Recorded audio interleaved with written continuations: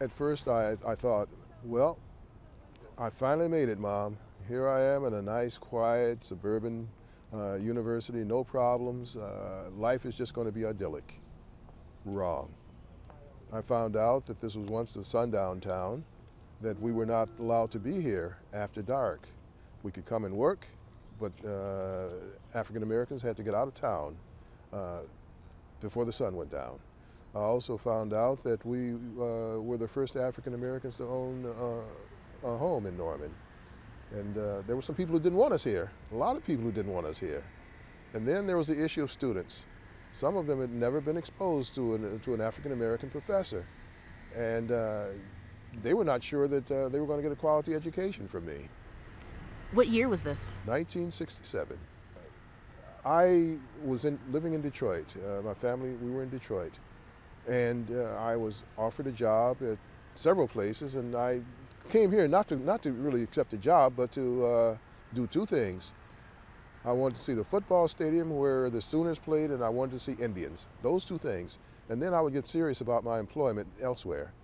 Well, I came, I talked to students, I talked to faculty, and one student in particular, a white graduate student, said, you know, Dr. Henderson, we know you're going to get better offers elsewhere, but we need you here. We need you to indeed to talk to us about cultural diversity and life outside of just a white bubble. And I said, wow. And then he said something else.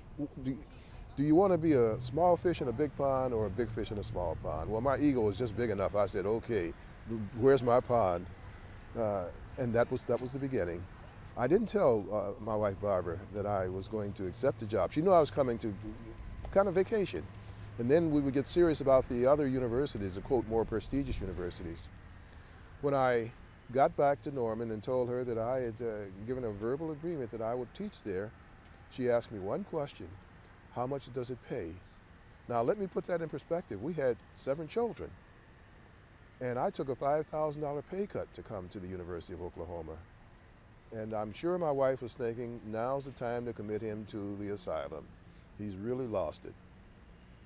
As it worked out, every job that I've had, every opportunity that I've had, has allowed me to provide extra income. So my children, all 7 of them, never really wanted for very much. And that was my blessing. That was our blessing, really. So I always tell people that God sent me here and God took care of me. It didn't take the students long to realize that I indeed was not only competent, but I was extremely competent. I've always had this self-esteem, high self-esteem. Otherwise, why should I be doing this?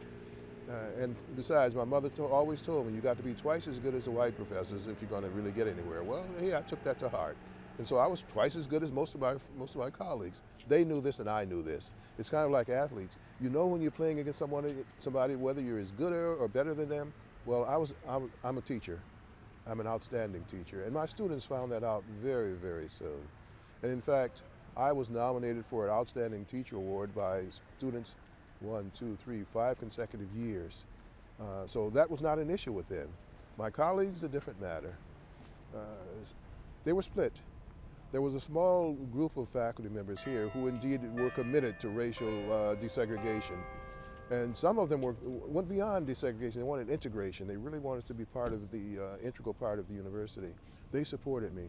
Others were sure that I was a carpetbagger from Detroit and I'd just come down to make trouble. Well, I didn't help that any, because one of the first public meetings that I attended,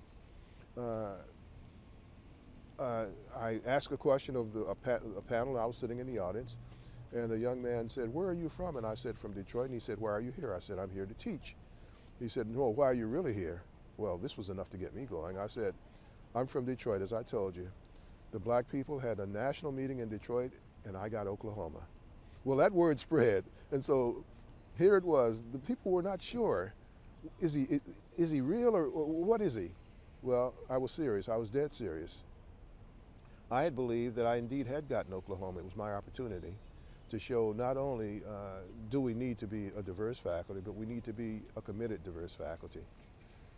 Within the first 6 months that I was here, my power base, if that's what you want to call it, became students. African Americans, white students, American Indian students. I had perhaps the largest following of students because they said, it's time. It's time that this predominantly white institution opened up and became a multiracial, multicultural institution. I was privileged. I was honored by the students to be a voice for them at a time in which they were trying to find their own voices.